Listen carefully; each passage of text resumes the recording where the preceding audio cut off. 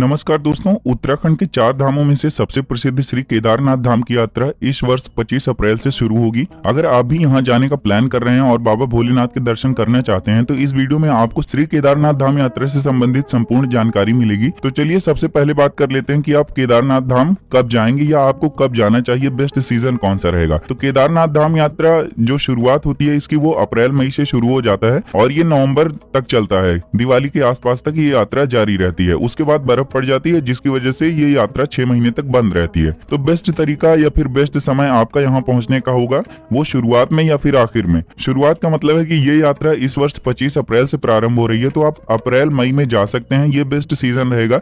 लेकिन इस समय यहाँ पे भीड़ काफी ज्यादा रहेगी, तो क्राउड ज्यादा होने की वजह से चीजें भी काफी महंगी रहेंगी और आपको यात्रा करने में भी समस्या हो सकती है। इसलिए अगर आप चाहें तो मई जून के बाद यहाँ पे जुलाई या अगस्त में भी जा सकते हैं। लेकिन इस समय क्या रहेगा कि बारिश ज्यादा रहेगी तो लैंडस्लाइड वगैरह का खतरा ज्यादा रहता है, तो बसेस भी बहुत ज्यादा रास्ते में फंस जाती हैं और ज्यादा वक्त जाया होता है, तो इस वजह से खर्चा बढ़ सकता है। तो मानसून मैं बिल्कुल रिकमेंड नहीं करूंगा। लेकिन जो सबसे बेस्ट सीजन है वो है आपका आखिर में, यानी अक्टूबर या नवम्बर में। उस समय ठंड थोड़ा सा रहती है, लेकिन उस समय क्या होगा कि भीड़ भी बिल्कुल कम रहेगी और आपको चीजें भी आसानी से अवेलेबल हो जाएंगी और दर्शन भी आपका बड़े आराम से हो जाएगा कम से कम खर्चे में। तो यहाँ केदारनाथ धाम पहुंचने का सबसे बढ़िया समय है अक्टूबर नवंबर का। तो चलिए अब बात कर लेते हैं समय के बाद कि आपको यहाँ पर कौन कौन से डॉक्यूमेंट की जरूरत पड़ने वाली है। तो केदारनाथ धाम पहुंचने के लिए आपको सबसे पहले यात्रा पास बनवाने की जरूरत पड़ेगी और यात्रा पास आप ऑनलाइन अप्लाई कर सकते हैं या फिर आप ऑफलाइन भी ऋषिकेश में, हरिद्वार में या फिर रुद्रप्रयाग में अप्लाई कर सकते हैं, वहां पे बन जाएगा। लेकिन ऑनलाइन अगर आप इसका प्रोसेस कर लें तो बेहतर रहेगा, क्योंकि वहां पे भीड़ ज्यादा रहेगी, तो इस वजह से हो सकता है लाइन में लगना पड़े और आपका समय खराब होगा। तो चलिए बात करते हैं यात्रा पास की। तो यात्रा पास की वेबसाइट मैं नीचे आपको डिस्क्रिप्शन में दे रहा हूं, इसी पे जाके आप अपना यात्रा पास बना सकते हैं। 2 से 3 मिनट के अंदर आपका यात्रा पास आपको पीडीएफ के रूप में मिल जाएगा। अब चलिए यात्रा पास के बाद बात करते हैं कि और कौन से डॉक्यूमेंट की जरूरत पड़ेगी। तो यहाँ पे मेडिकल सर्टिफिकेट लगेगा उन लोगों का जिनकी उम्र 50 से ज्यादा है, यानी 50 साल से अधिक उम्र वाले लोगों के लिए मेडिकल सर्टिफिकेट कंपलसरी है। और मेडिकल सर्टिफिकेट में क्या क्या चीजें जरूरी हैं, तो मेडिकल सर्टिफिकेट में 3 टेस्ट यहाँ पे मैंडेटरी है, डायबिटीज टेस्ट, ईसीजी टेस्ट और बीपी टेस्ट। तो जिन लोगों की उम्र 50 से अधिक है उनको ये टेस्ट करवा के और उसकी एक कॉपी लेके जरूर जाना है। चलिए अब बात कर लेते हैं कि आपको केदारनाथ धाम पहुंचना कैसे है। तो केदारनाथ धाम पहुंचने के लिए आपको कहीं भी रहते हो, आप किसी भी शहर में रहते हो, सबसे पहले आपको हरिद्वार आना पड़ेगा। तो हरिद्वार जो है वो रेल रूट के जरिए बहुत अच्छी तरीके से कनेक्टेड है सभी प्रमुख शहरों से, तो आपको आपके शहर से हरिद्वार के लिए आसानी से ट्रेन मिल जाएगी। लेकिन अगर आप साउथ इंडिया वगैरह से आ रहे हो और अगर हरिद्वार के लिए डायरेक्ट ट्रेन नहीं मिलती तो आप दिल्ली आ जाइए, और दिल्ली से हरिद्वार के लिए बहुत सारी ट्रेनें रन करती हैं। हरिद्वार पहुंचने के बाद आपको यहाँ से क्या करना होगा, आपको हरिद्वार से लेनी होगी बस या टेम्पो ट्रेवलर या शेयरिंग टैक्सी, और इसके अलावा प्राइवेट टैक्सी भी हो सकती है। तो अगर आप हरिद्वार सुबह आ जाते हैं जल्दी, यानी 2-3 बजे तक, तो आप 4 बजे तक यहाँ से अपना साधन ले सकते हैं सोनप्रयाग के लिए। लेकिन आप हरिद्वार अगर लेट में पहुंचते हैं 9-10 बजे के बाद, तो आप यहीं पर स्टे कर लें और अगले दिन आप यहाँ से बस या टैक्सी जो भी लेना है वो हरिद्वार से लेके सोनप्रयाग पहुंच जाएं। हरिद्वार से सोनप्रयाग की जो डिस्टेंस है वो करीब 220 किलोमीटर है और यहाँ से आपको सोनप्रयाग पहुंचने में करीब 6 घंटे का समय लग जाएगा। अब बात करते हैं हरिद्वार से सोनप्रयाग आप कैसे पहुंचेंगे। तो दोस्तों हरिद्वार से सोनप्रयाग के लिए गवर्नमेंट बसेस भी रन करती हैं, प्राइवेट बसेस भी रन करती हैं, टैक्सीज हैं, प्राइवेट टैक्सीज हैं, टेम्पो ट्रेवलर, सारे ऑप्शन आपको मिल जाएंगे। लेकिन बात करते हैं सबसे पहले गवर्नमेंट बसेस की, जो सबसे सस्ता तरीका है। गवर्नमेंट बसेस आपको यहाँ से 500 से लेके 600 रुपए तक मिल जाएंगी और 500-600 रुपए में आपको पर पर्सन के हिसाब से ये हरिद्वार से सोनप्रयाग पहुंचा देंगी। लेकिन टाइमिंग का आप बेहद ध्यान रखें कि सुबह 4 बजे से लेकर 9:30 बजे तक ही बसेस रन करती हैं। प्राइवेट बसेस के किराए की बात करें तो करीब 1000 रुपए पर पर्सन लग जाएगा। वहीं पे अगर आप पूरा टेम्पो ट्रेवलर बुक करते हैं तो करीब 10,000 रुपए पूरा टेम्पो ट्रेवलर बुक हो जाएगा। और अगर प्राइवेट टैक्सी की बात करें तो 4 सीटर प्राइवेट टैक्सी आपका करीब 4000 से 5000 रुपए में हो जाएगा। और अगर आप शेयरिंग टैक्सी में जाते हैं तो वो करीब आपका 800 से लेकर 1000 रुपए पर पर्सन के हिसाब से पड़ जाएगा। अब दोस्तों आप सोनप्रयाग पहुंच जाएंगे।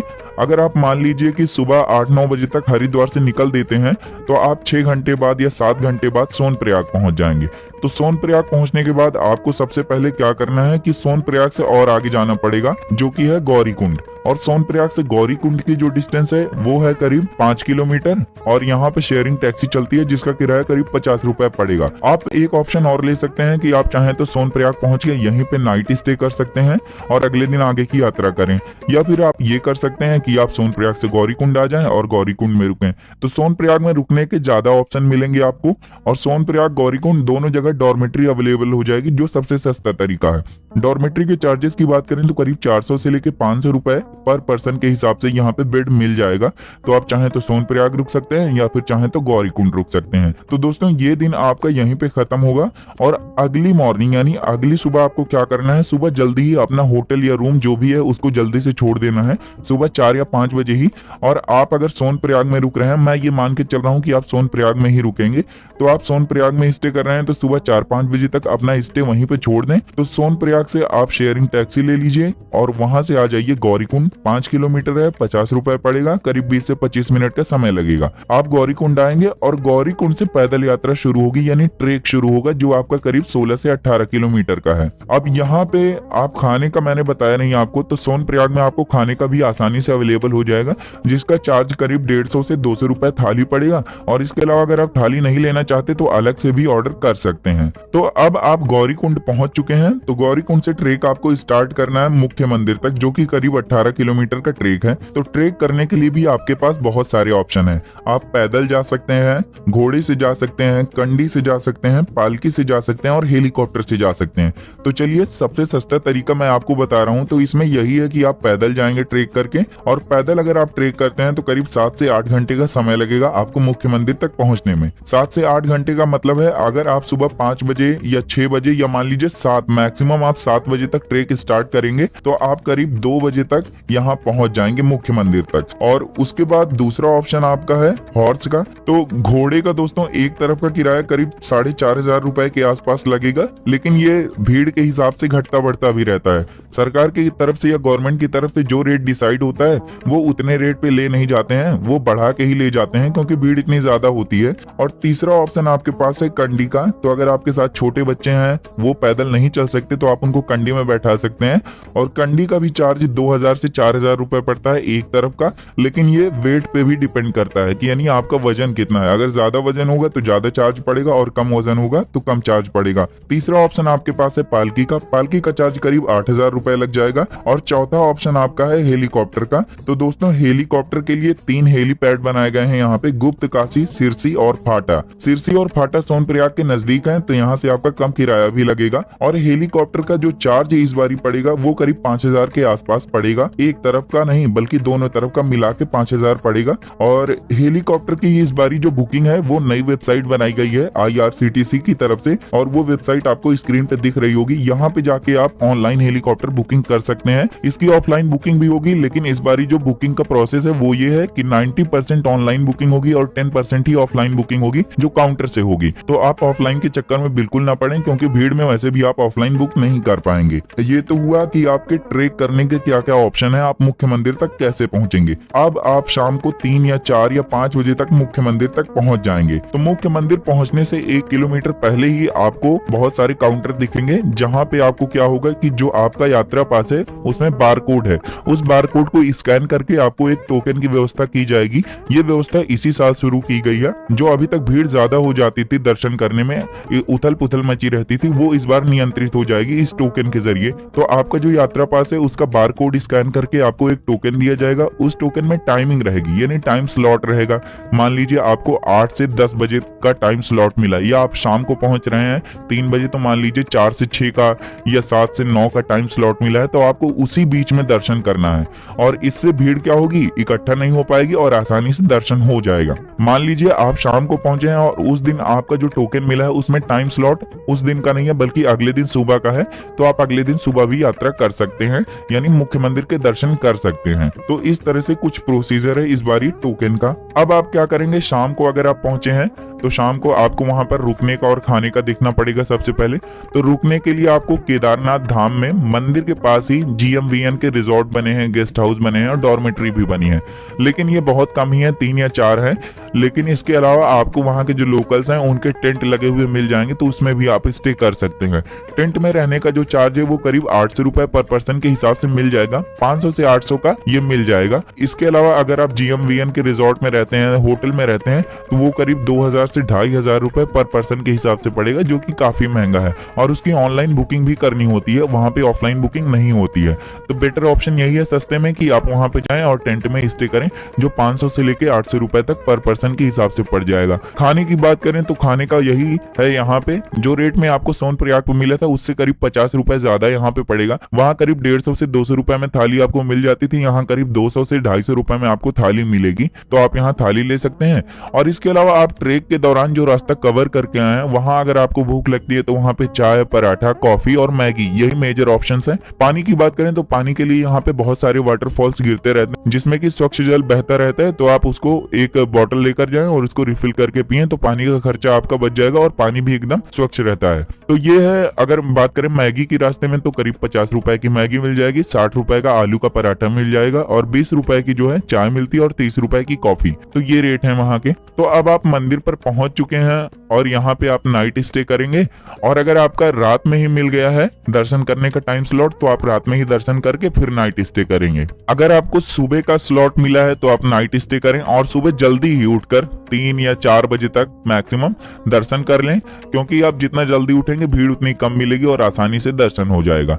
तो दर्शन करके आप यहाँ से अपनी यात्रा नीचे के लिए शुरू कर दें, यानी अब आप नीचे उतरेंगे और आएंगे फिर से वापस गौरीकुंड। तो गौरीकुंड ट्रेक करने में आपको जो जाने में करीब आपका 7 से 8 घंटे का समय लगा था, उतरने में आपका करीब 4 से 5 घंटे का ही समय लगेगा और उतनी थकावट भी नहीं होगी। तो आप आराम से व्यूज को एंजॉय करते हुए, पहाड़ों को, झरनों को, बर्फ को देखते हुए नीचे उतर आए, और नीचे उतर आएंगे तो आप गौरीकुंड पहुंच आएंगे करीब 4 से 5 घंटे में। और यहाँ से फिर आप वही चीज को फॉलो करेंगे और गौरीकुंड से फिर टैक्सी लेंगे और आ जाएंगे सोनप्रयाग, जहाँ पर आप स्टे कर रहे थे। सोनप्रयाग पहुंचेंगे तो यहाँ शाम हो चुकी होगी और यहाँ पे आप नाइट स्टे करेंगे, अपना खाना पीना खाएंगे। और लेकिन ध्यान रखना है कि सोने से पहले ही आपको यहाँ पे बस स्टैंड पे या जो भी बस काउंटर बुकिंग है वहां जाके पता कर लेना है कि सोनप्रयाग से आपको वापस जाना है हरिद्वार। तो उसकी बुकिंग आप रात में ही या शाम को जब पहुंचे सोनप्रयाग तभी करवा लें, क्योंकि अगले दिन सुबह आपको बुकिंग तुरंत नहीं मिल पाएगी। तो शाम को ही करवा लेंगे तो अगले दिन के लिए बुकिंग आपको मिल जाएगी आसानी से। तो आपको क्या करना है, सोनप्रयाग से शायद बसें ना चलें क्योंकि भीड़ ज्यादा होती है, तो जो बसेस रन करती हैं वो सीतापुर, जो कि सोनप्रयाग से करीब 1.5 किलोमीटर पहले है, वहीं से रन करती हैं। तो आप अपना बैग वैग उठा के सीतापुर पहुंच जाएंगे पैदल 1-1.5 किलोमीटर चल के, वहां से आपको बस मिल जाएगी अपनी, और वहां से आप वापसी करेंगे हरिद्वार के लिए। और हरिद्वार से वापस आके आपको जहां भी जाना है अपने शहर, वहां से ट्रेन पकड़ के बस के जरिए किसी भी तरीके से अपने शहर जा सकते हैं। तो ये तो था कुछ दर्शन करने का तरीका। चलिए अब बात करते हैं कि ये जो यात्रा है इसमें आपके कितने दिन खर्च होंगे और इसमें कितना खर्चा आएगा, यानी बजट क्या होगा। तो इसमें दोस्तों कम से कम आपका 4 दिन जाने वाला है, क्योंकि एक दिन आपका जाएगा हरिद्वार आने में, दूसरा दिन आपका हरिद्वार से जाएगा गौरीकुंड तक जाने में, तीसरा दिन आप ट्रेक करेंगे, दर्शन करेंगे, और चौथे दिन आप वापसी करेंगे। तो 4 दिन इसमें आपका लगने वाला है। और 4 दिन का जो खर्चा आएगा आपका वो मैं आपको बता देता हूँ, लेकिन उससे पहले आप जान लीजिए कि 4 दिन की ये जो यात्रा करेंगे आपको, मौसम सर्द रहता है उत्तराखंड का, तो किन किन जरूरी चीजों को आप अपने साथ लेकर जा सकते हैं। तो सबसे पहले आप एक करेंगे कि अच्छी सी वूलन जैकेट या फिर वाटरप्रूफ जैकेट लेकर जाएं, क्योंकि यहाँ पे बारिश का कोई ठिकाना नहीं रहता, कभी भी बारिश होने लगती है और इस वजह से आपको ठंड लगेगी और बर्फबारी तो हो ही रही होती है। तो इस वजह से आप अच्छी जैकेट लेके जाएं, -10 डिग्री, -15 डिग्री तक जो सर्वाइव कर सके। दूसरा चीज है वूलन ग्लव्स, आप दस्ताने लेके अच्छे जाएं, अच्छी कैप लेके जाएं और इनर विनर अच्छे से पहन के जाएं। साथ ही साथ आप एक टॉर्च रखें अपने साथ, हो सकता है ट्रेक के दौरान शाम हो जाए या फिर फिर आपको कुछ भी खोजना हो इधर उधर तो टॉर्च की जरूरत पड़ सकती है। और वाटर प्रूफ शूज लेके जाएं, क्योंकि रास्ते में बहुत सारी वाटर क्रॉसिंग मिलेंगी, वाटरफॉल्स मिलेंगे, तो वाटर प्रूफ शूज रहेंगे तो पानी आपके जूते के अंदर नहीं आएगा, जिससे आपको सर्दी लगने के चांसेस ना के बराबर हो जाएंगे। पावर बैंक अच्छा लेकर जाएं, क्योंकि लाइट के सोर्सेज वहां पे बहुत ही कम होते हैं और आपके मोबाइल चार्ज करने के लिए वहां पर कोई विकल्प मिलेगा नहीं। और इसके अलावा एक स्लीपर लेके जाएं और साथ ही साथ कुछ जरूरी दवाइयां जो कि माउंटेन सिकनेस के लिए काम कर जाएं। तो ये चीजें आप अपने साथ लेकर जा सकते हैं। एक पानी की बोतल भी ले सकते हैं और एक छाता या अम्ब्रेला लेके जा सकते हैं और एक रेनकोट। तो ये कुछ जरूरी चीजें हैं जो आपको अपने साथ लेकर जानी है। तो चलिए आप फाइनली बात करते हैं कि इस ट्रिप में आपका कुल कितना खर्चा आएगा, यानी कम से कम बजट कितना होगा। तो आपका इस ट्रिप में जो बजट आने वाला है तो करीब 1200 रुपए आपका आने जाने में लग जाएगा हरिद्वार से सोनप्रयाग और सोनप्रयाग से हरिद्वार। और करीब 1000 रुपए में आपका सोनप्रयाग में रुकने का हो जाएगा 2 दिन। एक जब आप जाते समय सोनप्रयाग में रुकेंगे और एक जब आप ट्रेक करके वापसी में लौटेंगे तब आप सोनप्रयाग में रुकेंगे। तो 500 रुपए में डॉर्मेट्री आपको सोनप्रयाग में मिल जाएगी। तो 1000 रुपए आपका स्टे का हो जाएगा सोनप्रयाग में। और केदारनाथ टेम्पल के पास जो आप टेंट में रुकेंगे 800 रुपए एक दिन का उसका हो जाएगा।